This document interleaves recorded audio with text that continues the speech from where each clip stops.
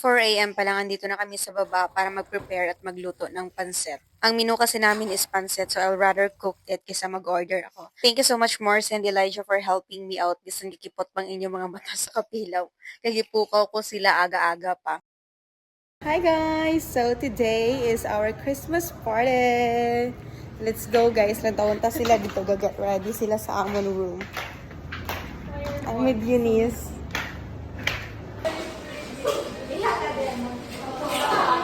Welcome to our year-end party na para bang akong nagpa-party sa lagay na to. Charis. So anyways guys, this is our first time to celebrate Christmas party as a section. Usually kasi by department. And at this moment, nagpa-perform na kami dito ng aming mga intermission numbers by group of friends. And sila lang siguro dito na Zarina yung nakapag-prepare sa kanilang intermission number guys. Kasi very ganda talaga ng kanilang intermission number.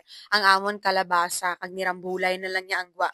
Pero kung sa amon presentation, grambulay kami, the Eunice naman gakaramual sila kay lain ang tono sa isa, lain man ang tono sa isa, may dasig, may hinay.